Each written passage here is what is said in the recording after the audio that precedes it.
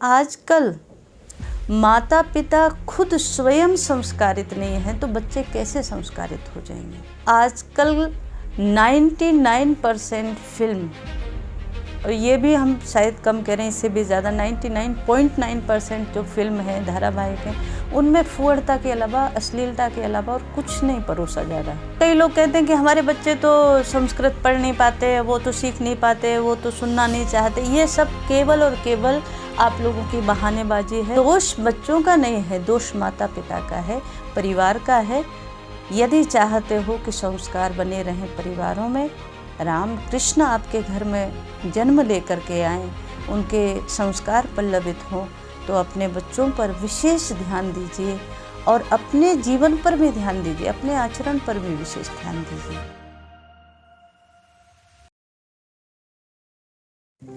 जय श्री राम। अधिकांश माता पिता का प्रश्न होता है और उनका भाव होता है कि उनके बच्चे बुढ़ापे में उनकी सेवा करें, उनके बच्चे राम और कृष्ण बने, उनके बच्चे ध्रुव और प्रहलाद बने। ये सब का भाव होता है। और इसके लिए यदि उन माता पिता से पूछा जाए कि आप कर क्या रहे हैं, आप चाहते तो हैं कि हमारा बच्चा राम बने, राम जैसे संस्कार उसके अंदर आए, लेकिन आज की सबसे बड़ी विडंबना यह है कि उन बच्चों पर जब समय देना चाहिए, उन बच्चों के ऊपर जब नज़र रखनी चाहिए, जब उनको सिखाना चाहिए, जब उनको संस्कार देने चाहिए, तब यही माता पिता अपने जीवन में व्यस्त होते हैं। उनके पास समय नहीं होता है, उनके पास कोई ऐसा मौका अवसर नहीं होता है जब बच्चों को अच्छे संस्कार दे सकें। या तो ये, अगर हम ये कहें तो ये भी गलत नहीं होगा कि आजकल माता पिता खुद स्वयं संस्कारित नहीं हैं तो बच्चे कैसे संस्कारित हो जाएंगे। आजकल सबसे ज़्यादा हिंदू परिवारों में, सनातनी परिवारों में ये सबसे बड़ा खतरनाक जहर जो है वो अपने धर्म से दूर करने का, अपने संस्कारों से दूर करने का, अपनी संस्कृति से दूर करने का, ये जो जहर घोला जा रहा है, आप जानते भी नहीं हैं कि वो कहाँ से घोला जा रहा है और कितना बड़ा प्रभाव छोड़ रहा है। थोड़ा सा चिंतन करने की आवश्यकता है। आज के इस वर्तमान परिवेश में आपके बच्चों के हाथ में मोबाइल दे दिया, आजकल सब कुछ ऑनलाइन हो गया, पढ़ाई भी आजकल ऑनलाइन हो रही है। ऐसे में आपने छोटे छोटे बच्चे जो अभी नर्सरी में जा रहे हैं, जो अभी 1 क्लास 2 क्लास में है, उन बच्चों को भी, LKG UKG के बच्चों को भी आपने मोबाइल हाथ में दे दिया। और ये मोबाइल क्या है, दिन भर बच्चे मोबाइल पर जो भी क्लिक होता है उसको देखना शुरू हो जाते हैं, क्योंकि उनको इस चीज़ का ज्ञान नहीं है क्या उनके देखने योग्य है क्या नहीं है। लेकिन माता पिता को इस बात का पता है कि इस मोबाइल से कितनी चीज़ अच्छी आ रही है और कितनी चीज़ ख़राब आ रही है, क्या क्या प्रभाव इसका पड़ रहा है। बहुत सारे घरों की ये सबसे बड़ी समस्या आज बन गई है बच्चों को लेकर। हम तो जगह जगह जाते हैं, बच्चों को एक संस्कारशाला के माध्यम से जब कई बार तो 1000, 2000, 4000 बच्चों को भी एक साथ बिठा करके और उन सबको संस्कार दिया जाता है, तो उसमें हम ये देखते हैं, जब हम बच्चों से कहते हैं कि आप सब लोग कितना मोबाइल चलाते हैं, ज़रा हाथ उठाओ, तो अधिकांश बच्चे अधिकांश समय मोबाइल पर होते हैं। ये समस्या सबसे बड़ी है। हम इतना ही कहना चाहते हैं कि ठीक है, एक ऑनलाइन पढ़ाई हो गई या जो विशेष चीज़ हो गई, उसके लिए आपको बच्चे के हाथ में मोबाइल देना पड़ेगा, कोई बात नहीं, लेकिन उस समय आप उसके साथ होने चाहिए और बच्चे की हैबिट ना बने, उसके आदत में मोबाइल ना आए। ये चीज़ विशेष रूप से बड़ों को देखनी पड़ेगी, माता पिता को देखनी पड़ेगी। हमारे यहाँ बच्चे बाहर ज़्यादा खेलते थे तो उनका हेल्थ भी, उनका स्वास्थ्य भी सब अच्छा रहता था। आजकल तो मुश्किल से 2 रूम ही होते हैं घर में, तो बच्चे खेलने कहाँ जाएं। तो फिर माँ बाप भी सोचते हैं शोर ज़्यादा कर रहा है, ये परेशान ज़्यादा कर रहा है, तो मोबाइल स्वयं ला के हाथ में दे देते हैं, गेम खेल लो, जो खेलना है खेल लो। और ये जो स्थिति है, अधिकांश बच्चों में बीमारियाँ इसी स्थिति के कारण पैदा हो रही हैं। उनकी आंखें खराब हो रही हैं, उनके माइंड पर गलत असर जा रहा है, वो जो देख रहे हैं वही सीख रहे हैं, और ये बहुत ही खतरनाक स्थिति है। आज उस चीज़ को हम लोग नहीं समझ रहे हैं, लेकिन आगे आने वाले समय में, भविष्य में ये स्थितियाँ बहुत खतरनाक होने वाली हैं, बहुत ज़्यादा खतरनाक होने वाली हैं। इसलिए विशेष रूप से माता पिता से या तो परिवार में जो भी लोग ऐसे हैं, उनसे हमारा कहना यह है कि बच्चों के हाथ में मोबाइल बिल्कुल भी ना दें।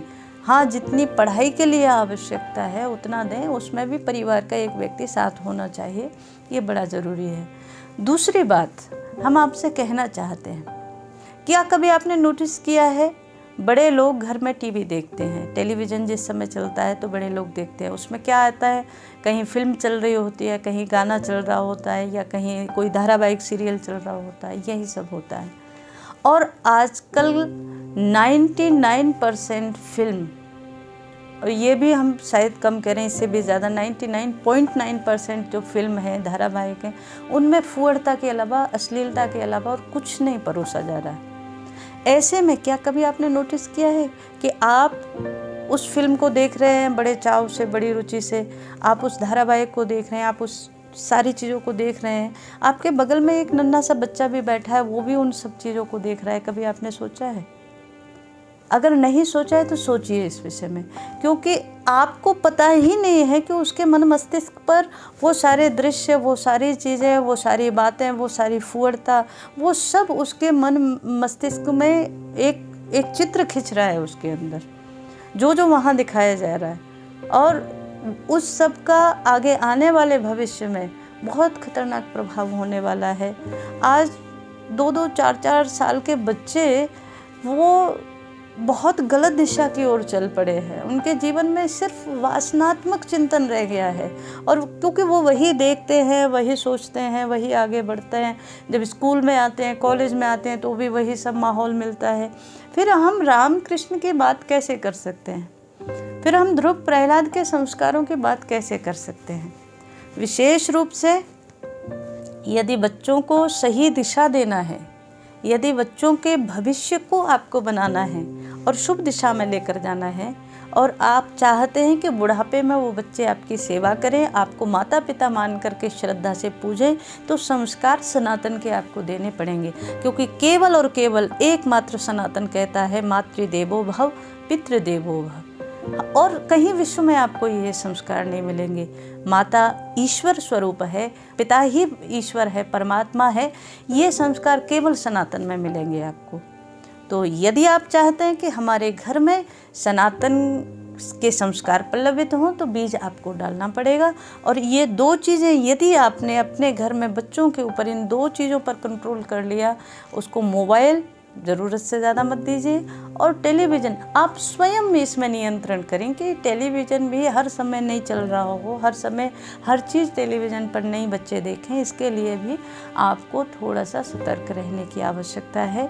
और ये आपने कर लिया, साथ ही साथ परिवार में एक, चाहे रामचरितमानस हो, चाहे गीता जी हो, चाहे श्रीमद् भागवत, किसी रूप में एक शास्त्र का स्वाध्याय होना चाहिए, और बच्चों को एक अपने शास्त्रों से संबद्ध कथाएं, स्तोत्र, श्लोक इत्यादि आपको कंठस्थ कराने चाहिए, उनको बताना चाहिए, तभी उनके जीवन में संस्कार बनेंगे। और कई लोग कहते हैं कि हमारे बच्चे तो संस्कृत पढ़ नहीं पाते, वो तो सीख नहीं पाते, वो तो सुनना नहीं चाहते। ये सब केवल और केवल आप लोगों की बहानेबाजी है, क्योंकि हम खुद ऐसे कितने बच्चों को जानते हैं आश्रम में जो 2, 4, 5 दिन के लिए भी बच्चे आ गए, उन्होंने संस्कृत के बड़े बड़े श्लोक, बड़े बड़े वेद के मंत्र कंठस्थ करके हमें सुनाए हैं। तो फिर लोग कहते हैं कि आपके सानिध्य में होता है, हमारे सानिध्य में हम तो बहुत कोशिश करते हैं पर बच्चे नहीं पढ़ते। ये केवल बड़ों की लापरवाही है। और यदि हम कहें तो हो सकता है कुछ लोगों को गलत लगे, पर सच्चाई यह है, जब आज माता पिता ही संस्कृत का एक अक्षर नहीं जानते, संस्कृत का एक मंत्र नहीं जानते, तो बच्चों को कैसे सिखाएंगे? तो दोष बच्चों का नहीं है, दोष माता पिता का है, परिवार का है। यदि चाहते हो कि संस्कार बने रहें परिवारों में, राम कृष्ण आपके घर में जन्म लेकर के आएँ, उनके संस्कार पल्लवित हों, तो अपने बच्चों पर विशेष ध्यान दीजिए, और अपने जीवन पर भी ध्यान दीजिए, अपने आचरण पर भी विशेष ध्यान दीजिए। जय श्री राम।